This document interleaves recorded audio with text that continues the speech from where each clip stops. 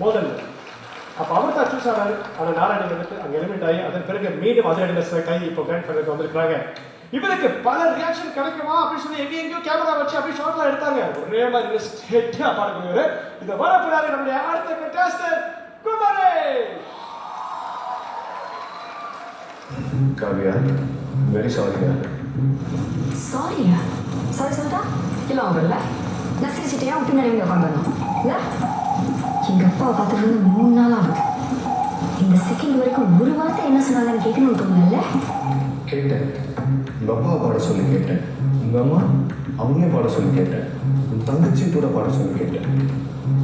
எல்லாம் வேஸ்ட். ஏதோ வேலைக்காரி தான் சும்மா பாருங்க.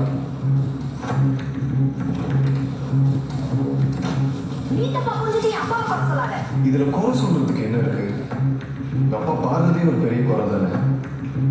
நான் சொல்றது நீ நம்பல. ஐயோ, உன்னோட பெரிய தொல்லையா போச்சு. ஆளை விட்டு நான் ஃபைனலுக்கு போகிற மணியாச்சு. இதை பற்றிலாம் இப்போ அவசரமாக பேசுகிறேன். அவ்வளோ அவசியம்னா இப்போ தேவன் ராஜமுட முசா ஷாலாம் வா ஃபைனலுக்கு. எப்படி வரியா இல்லையா?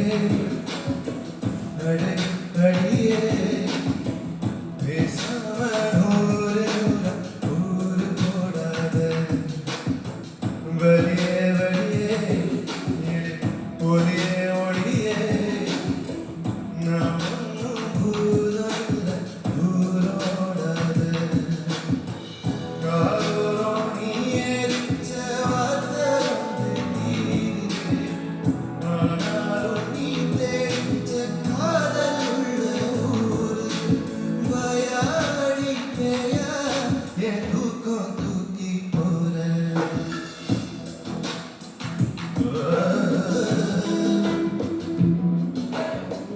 அழகே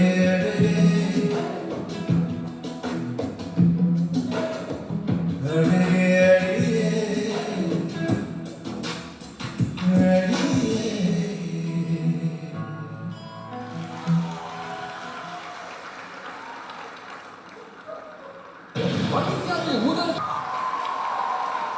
இது சூப்பர் ஸ்டார் எங்கும் 16. குமரேஷ், நம்ம என்ன சுற்றுல இருக்கோம்? இதுல வந்து எலிமினேஷன் இருக்கு. அடுத்த சுற்றுக்கு எத்தனை பேர் போக போறாங்க அப்படின்னு கூட நமக்கு தெரியல.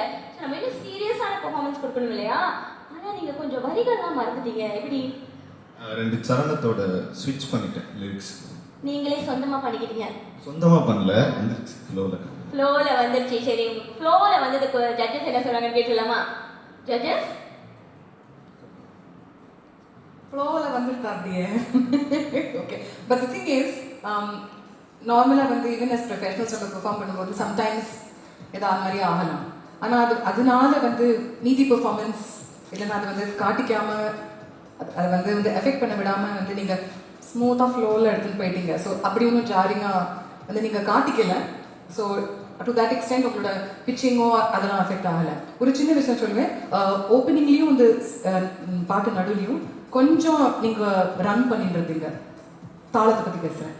ஸ்ருதி வாஸ் குட், சாலிடாக இருந்தது, மோஸ்ட்லி கன்சிஸ்டண்ட்டாக இருந்தது. ஆனால் கொஞ்சம் தாளம் வந்து நீங்கள் கொஞ்சம் இன்னும் கொஞ்சம் புல் பேக் பண்ணியிருக்கணும் சில இடத்துல, எல்லா இடத்துலையும் சொல்லலை.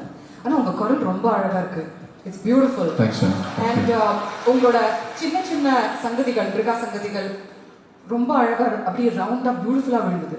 அண்ட் கம்ப்ளீட்லி மத்தலப் அது வந்து என்ன சொல்கிறது, கஷ்டப்பட்டு பாடுவோம் அந்த சங்கதி அந்த மாதிரி இல்லவே இல்லை. அப்படியே கேஷுவலாக வழுக்கிண்டு விழுந்தது. So I really appreciate that. Good job. Thank you ma'am, thank you.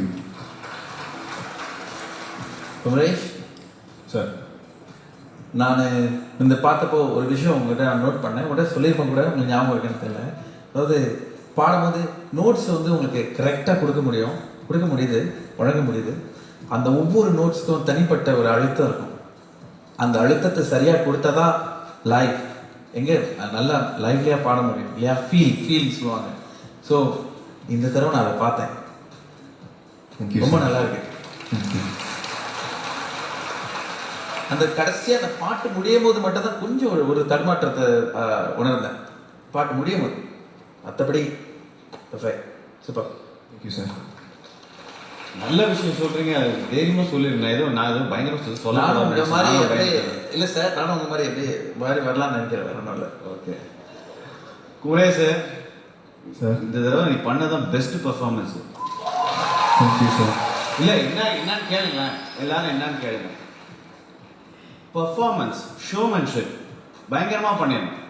எல்லாரோட இன்னைக்கு எல்லா டைமோட இன்னைக்கு தான் பெஸ்ட். ஏன்னா லெஃப்ட்லேருந்து ரைட்டுக்கு நடந்து போனேன், ரைட்லேருந்து லெஃப்ட்டுக்கு நடந்து வந்த 4 தடவை சிரிச்சப்பா. நீ